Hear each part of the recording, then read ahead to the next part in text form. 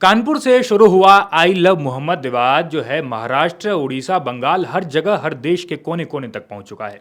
और यह मामला जो है इसके समर्थन में अब बेगूसराय से सांसद और भाजपा के मंत्री, एक तरह से सनातन संस्कृति की बात करने वाले मंत्री गिरिराज सिंह भी इसके समर्थन में आ चुके हैं। उन्होंने पोस्ट डाला आई लव मोहम्मद का और कैप्शन में लिखा सनातन संस्कृति, सनातन से जुड़े कुछ शब्द लिखे। हमारे साथ आदित्य हैं।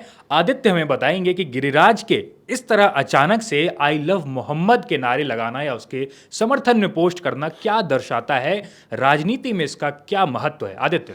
देखिए जयदीप, जो पहले तो एक बात मैं बोल दूं कि आपने कहा कि गिरिराज सिंह समर्थन में आ गए जी। तो मुझे लगता है अभी उन्होंने एक द्वंद क्रिएट किया है, एक द्वंद अच्छा। बना के रखा है। क्योंकि आप देखेंगे ना कि उन्होंने पोस्टर तो लगाया आई लव मोहम्मद का, लेकिन कैप्शन जो है उसमें उन्होंने महादेव लिखा है, सनातन लिखा है। तो कहीं ना कहीं वो द्वंद क्रिएट करना चाहते हैं। अब कल हो के वो कह देंगे कि भाई तो मैं तो समर्थन नहीं कर रहा था, मैं तो ऐसे डाला। लेकिन कहीं ना कहीं एक मैसेज देने की कोशिश हुई है। और देखिए भारतीय जनता पार्टी में गिरिराज सिंह की जो छवि है वो एक हिंदुत्ववादी नेता के तौर पर बिल्कुल रही है। बिल्कुल। आपको अगर याद हो कि 2014 से पहले जब नरेंद्र मोदी पीएम नहीं थे, गुजरात के सीएम थे, जी। और जब नीतीश कुमार कहते थे कि अगर वो पीएम के कैंडिडेट होंगे तो मैं एनडीए से बाहर हो जाऊंगा, उन दिनों गिरिराज सिंह एकमात्र ऐसे लीडर हुआ करते थे भारतीय जनता पार्टी में जो खुलकर मोदी के समर्थन में थे। और वो कहते थे कि भाई हमें जो है जेडीयू से गठबंधन तोड़ देना चाहिए, हमें मोदी का सपोर्ट करना चाहिए। और उसका फल उनको मिला भी। बेगूसराय से 2014 में वो कैंडिडेट बने, फिर सांसद बने, फिर मंत्री बने, और लगातार तीसरे टर्म में मंत्री हैं। और पिछले साल हमने देखा जो हिंदुत्व की बात वो करते काफ़ी तेजी से नजर आए। एक यात्रा भी निकाली थी जो अपनी वैचारिक और अपनी विचारधारा को साधने की यात्रा थी, जिसमें कि हिंदुत्व और बाकी जो हिंदुओं से जुड़ा मुद्दा था, उन मुद्दों से लगातार राजनीति करने वाला शख्स जब आई लव मोहम्मद डालता है तो काफ़ी उस पर भूचालाना था। तो हमने देखा कमेंट्स में बहुत तरह तरह के कमेंट्स आए।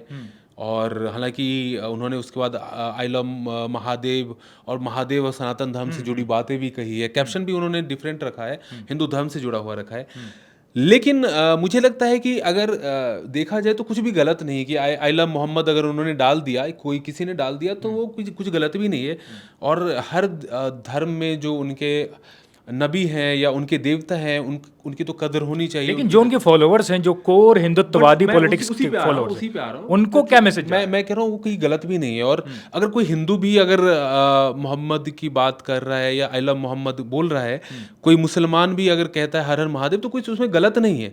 लेकिन बात यहाँ पे सियासत की आ जाती है। बात आती है जब आप बिल्कुल ही बात करते हो, हिंदुत्व की बात करते हो, और आप एक तरफ जो है आई लव मोहम्मद लिखते तो हो। आप ये कहना चाह रहे हैं कि बिहार चुनाव से इसका सीधा क्योंकि मैंने फिर उसके बाद जो मीडिया में खबरें देखी तो कोई इस तरह का भी विश्लेषण कर रहा है क्या Bharatiya Janata party plan B की तैयारी कर रही है। कुछ लोगों ने ये भी बात कही है, जानकारों ने, कि क्या Bharatiya Janata party vote bank की राजनीति करेगी।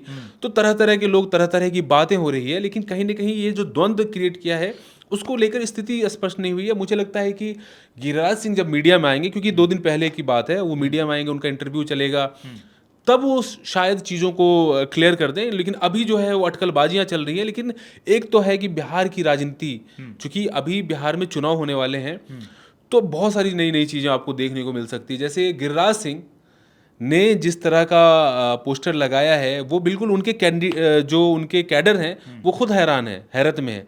तो मुझे लगता है कि अभी चुनाव में काफ़ी कुछ देखने को मिलेगा। और गिरिराज सिंह की तरफ से अभी स्टेटमेंट आएगा तो बाकी चीज़ों का एनालिसिस किया जाएगा। लेकिन भारतीय जनता पार्टी अगर बिहार की बात करें तो बहुत ज़्यादा हार्डकोर हिंदुत्व की तरफ तो नहीं मुझे फिलहाल जाती हुई दिख रही है। क्योंकि भारतीय जनता पार्टी अब कोशिश कर रही है, क्योंकि सीमांचल और बाकी इलाके हैं, वहाँ मुस्लिम आबादी भी है, तो कोशिश है कि समावेशी, क्योंकि आप देखेंगे जैसे हम यूपी में चुनाव होता है, बहुत राज्यों में देखा कि हार्डकोर हिंदुत्व का चेहरा आता है, जैसे योगी आदित्यनाथ का चेहरा आया। बट यहाँ पे आप देखेंगे जो शीर्ष के नेता भी हैं वो बहुत हिंदुत्ववादी नहीं है। चाहे सम्राट चौधरी तो खुद ही आरजेडी बैकग्राउंड से आए हैं, या दूसरे नेता हैं दिलीप जायसवाल का नाम ले लीजिए, बहुत ज़्यादा हार्डकोर हिंदुत्व का नहीं है।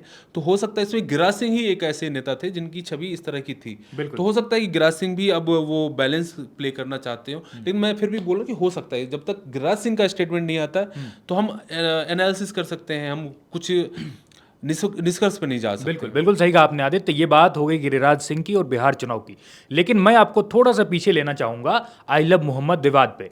ये विवाद कानपुर से शुरू हुआ। बराऊफात का मौका था।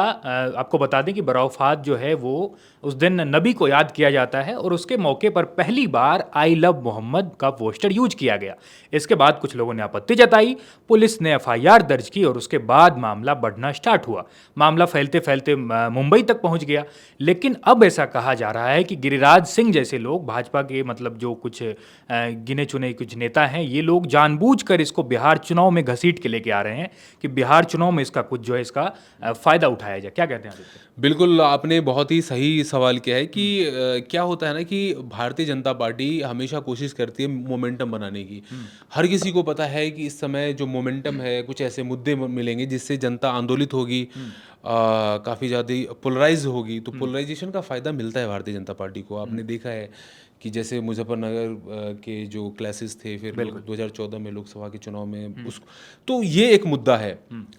भारतीय जनता पार्टी इस समय अगर आप देखें तो कोई ऐसे हिंदुत्व का या उसकी जो वैचारिक लड़ाई वाली मुद्दे रहे हैं उस पे हिट करती हुई नजर नहीं आ रही। तो कहीं ना कहीं कोशिश है कि यूपी से आई लव मोहम्मद वाले इंसिडेंट को या उन चीज़ों को लेके आए, क्योंकि यूपी में गिरफ्तारियां भी हुई है। लेकिन भारतीय जनता पार्टी अगर इस तरह से लाएगी तो मुझे लगता है तो खुद ही उनके कैडर में द्वंद्व की स्थिति बन जाएगी।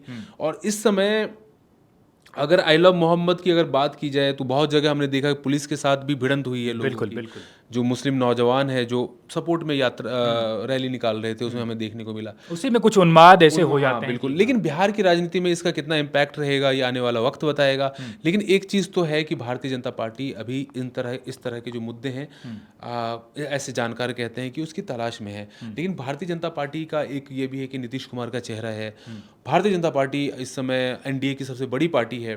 तो अभी बिल्कुल मुझे लगता है आधिकारिक तौर पर जानकार जो भी कहें, मुझे लगता है पार्टी का फोकस है टिकट का वितरण है, किस तरह से वितरण किया जाए, क्योंकि मांझी को भी देना है सीट, आपस में सीटों का डिस्ट्रीब्यूशन किस तरह से। क्योंकि अक्सर अलग अलग तरह की रिपोर्ट्स आती है कि भारतीय जनता पार्टी ने जेडीयू को इतनी सीटें दी हैं, उनको इतनी सीटें दी है। लेकिन पैरेलली जो कुछ तत्व हैं या पार्टी के कुछ ऐसे जो थिंक टैंक्स हैं वो दूसरे मुद्दों पे भी बैटिंग करते नजर आते हैं ताकि पार्टी को उसका फायदा मिले। बिल्कुल सही कहा आपने आदित्य। और आदित्य ने बता दिया कि गिरिराज के इस पोस्ट का क्या मायने है और बिहार चुनाव से ठीक पहले आई लव मोहम्मद का पोस्ट डालना क्या बीजेपी के लिए फायदेमंद साबित होगा, क्या कहाँ कौन सा फैक्टर काम करेगा, सब कुछ हमें आदित्य ने बता दिया। लेकिन कुल मिलाकर बात यही है कि ये सियासत है, ये राजनीति है, कौन किसके तरफ से कब बैटिंग करना स्टार्ट कर दे कोई आप ना हम कह सकते ना आप कह सकते हैं। फिर भी आपका क्या कहना है गिरिराज के इस पोस्ट पे, गिरिराज के इस जरा सा हट के बयान पे? तो बिल्कुल हमें कमेंट बॉक्स में बताएं। आप अपनी राय जरूर दें और देखते रहिए India.com।